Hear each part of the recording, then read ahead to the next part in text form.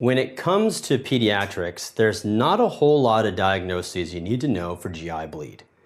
It's a pretty big topic in the internal medicine section under GI, so there's a lot of information there. I want to parse it down to what you have to know for pediatrics. And generally, it's going to be easy enough to get the diagnosis just based on the age and location of the patient. So let's start off with the things that you're going to get first, that is what you get as a preemie. That is going to be necrotizing enterocolitis. And the patient is going to be in the neonatal intensive care unit. It's a preemie. And if you see preemie plus GI bleed, the diagnosis is pretty much done. It's necrotizing enterocolitis. If you see necrotizing enterocolitis, you have to be worried about the other diseases of prematurity. That'll come in a different lecture. But if you see somebody who's got premature and a GI bleed, that person's sick and they're in trouble. The way you make this diagnosis is by doing a babygram. It is essentially an X-ray of the entire baby, and what you'll see, what you're looking for, is pneumatosis intestinalis. That is air in the wall of the bowel, indicative of active bacterial infection. That makes the diagnosis, either air in the wall of the diaphragm or pneumatosis intestinalis on X-ray. They're going to have to give you one of those words. That's necrotizing enterocolitis. Baby's in trouble. So the first thing you need to do is give the bowel a rest, go NPO. And because baby is supposed to still be in the oven, literally, they're going to need support while they're in the incubator, which means you need to at least give them intravenous fluids, and to help them grow, they're going to need TPN. And of course, you're going to pick IV antibiotics because this is a bacterial infection starting to win. Don't worry about which antibiotics you're picking, but you're going after gram-negatives and anaerobes, the bugs of the gut. That's a preemie to GI bleed, necrotizing enterocolitis. If you see an anal fissure in an adult, you're usually thinking of somebody who's got a tight ass.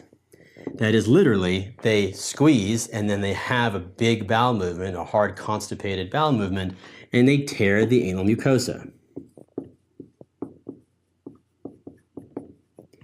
But in an infant, this is going to be a neonate, it's more likely to be iatrogenic than anything else because kids are incontinent of stool. They don't hold it in. They don't get constipated. They don't have big, hard bowel movements that tear the mucosa. But you'll see it on visual inspection. You'll see a tear in the anal mucosa. And you are just as likely to cause an anal fissure by doing a rectal exam on a very small infant as you are to have it develop spontaneously. The diagnosis is clinical, and the treatment is reassurance. Now, if it's enormous or really deep, you can suture it. But because the kid is incontinent of stool anyway, and the stool is generally soft, it's just going to heal. So you don't need to do anything. The next two share an age range of toddler, and they are both really high yield, stuff that the test loves to ask about. And that is intussusception and Meckel's. Bonus points if you can spell intussusception. All right, intussusception is a telescoping of the bowel into itself that leads to a vascular compromise. This is what it looks like. Normally, you've got bowel, and there's peristalsis along the way, and on the outside, you've got this arterial supply running along the bowel. And all of a sudden, this peristaltic wave is going to contract and propel the bowel into itself. It's going to telescope it. So this part is going to be thrust into the latter part. So what you end up with is this. Now the vascular supply is good here, and it's good here. The problem is that you're compromising the vascular supply on the telescoped area, which means that this bowel is dying. And if you let it go on long enough, it will. So the patient, and of course you want to get to the patient before their bowel dies, so someone who has intussusception is going to present with abrupt, sudden onset, colicky abdominal pain. And in a child, they know, they'll figure it out, that the knee-chest position brings relief. If you wait long enough, what you'll see is the bowel die, slough off, and become bloody bowel movement. That's that current jelly diarrhea. There's nothing special about current jelly diarrhea and intussusception. Anything that causes the bowel to die and slough off will present with current jelly stool. You want to intervene before that happens. So one of the things you should look for is the intussusception on physical exam, and that is going to be the sausage-shaped mass, usually in the right upper quadrant. And intussusception generally occurs in toddlers. That is to say, the age range is 3 months to 3 years. A little bit older, and so they're able to walk around in general. The diagnosis can be made with an ultrasound. That's not the first test, but the ultrasound is very sensitive. And it can be used to track resolution. The first test you want to do, though, is a regular plain film, a KUB, an upright. What you're looking for is evidence that this has gone too far. Much like the current jelly stool, you're worried about identifying consequences of intussusception, which is perforation and obstruction.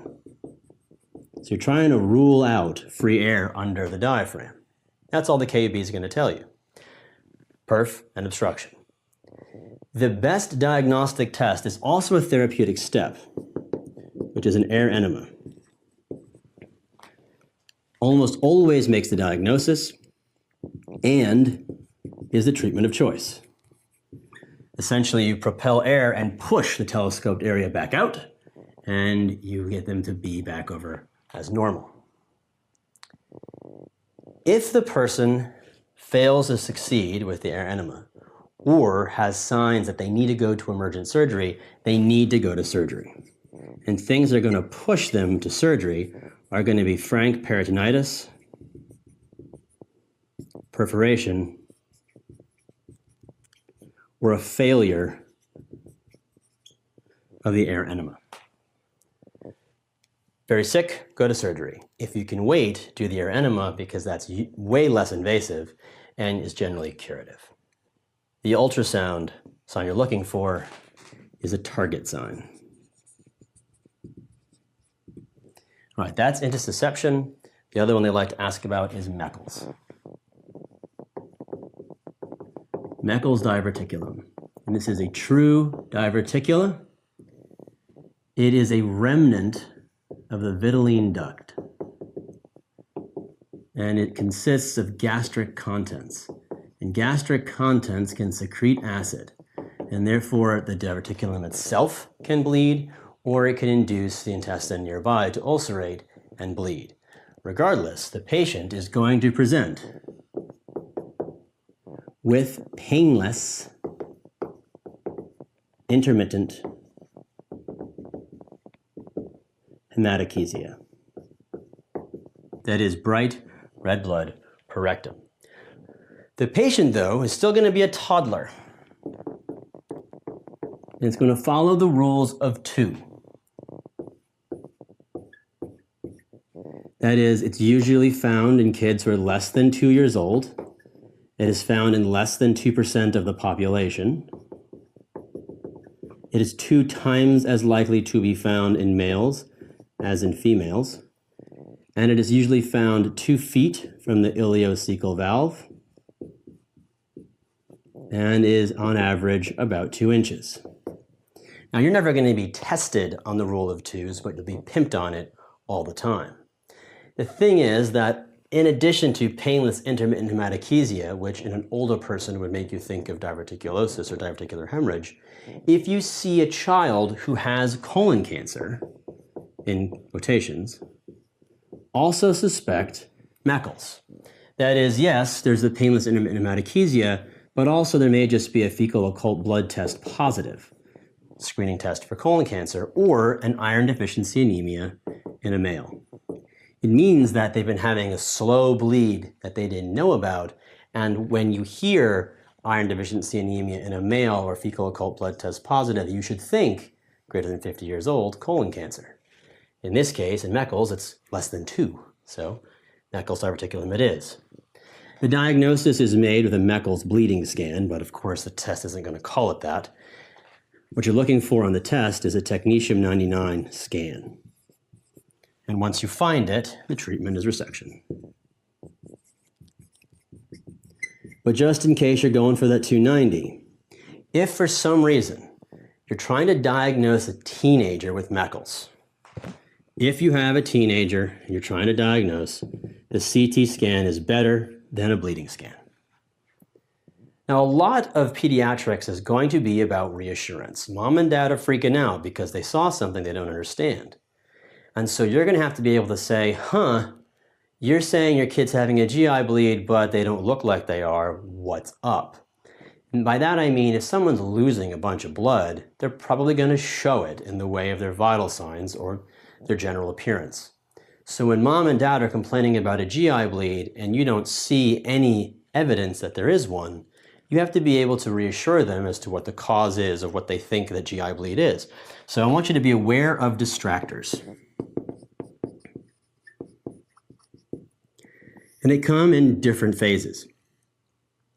One, during birth, babies can swallow mom's blood.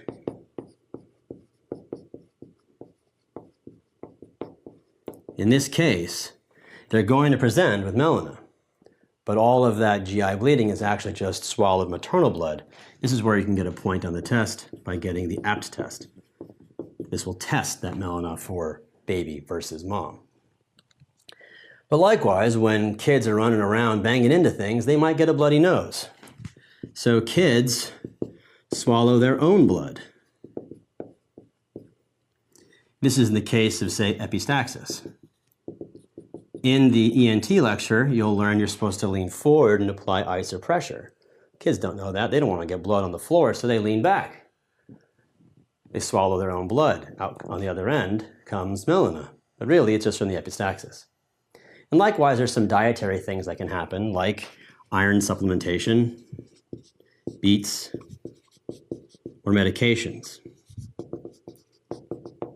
So when you're looking at a kid whose parents think they're having a GI bleed, but really you don't see any evidence of that, it's okay to reassure them if you can find another reason why their stool looks weird. Now, GI bleed is a pretty big topic in internal medicine, so I'm not going to try to redo everything here, but I also want you to realize there's more to it than this, right? There's other diseases, and so I want you to hear that they exist. Sort of the other stuff. Other stuff that's relevant to kids is going to be inflammatory bowel disease. And what I want you to be able to do is separate out Crohn's disease from ulcerative colitis. Crohn's is generally going to be watery diarrhea with weight loss, where ulcerative colitis is the medical disease that's going to present with bloody diarrhea.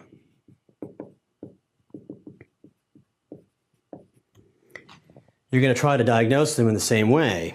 Crohn's disease, you're going to have to do an upper and a lower,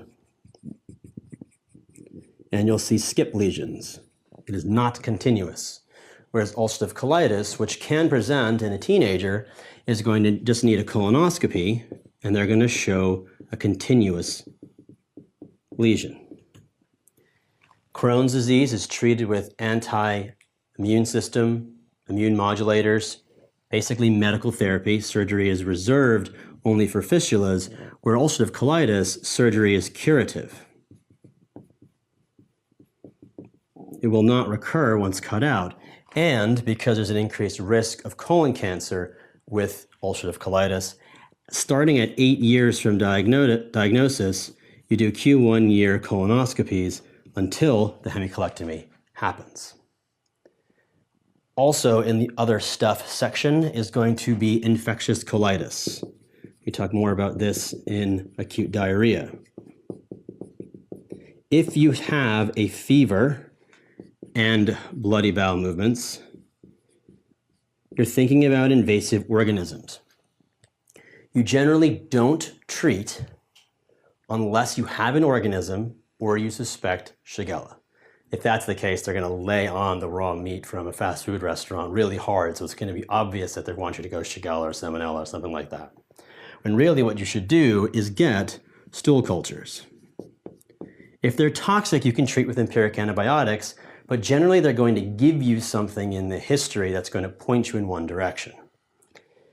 And lastly, in the other stuff category is going to be milk protein allergy.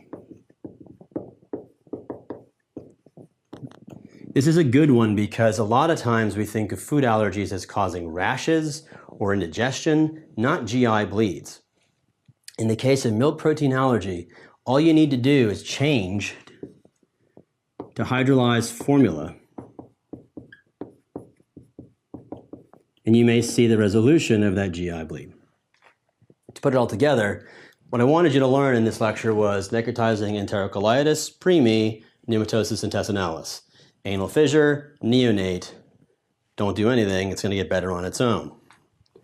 Intussusception, the 3-month to 3-year-old who has sudden onset colicky abdominal pain, better in the knee-chest position, sausage-shaped mass, get the ultrasound to confirm, and then do an air enema to treat. Meckel's is going to be painless GI bleeding from below, get the scan, cut it out. And then don't be surprised if you run into other stuff on your peds shelf, especially the things that aren't a big deal, that look like it. And then don't forget that GI is a bigger topic in medicine. That's peds GI.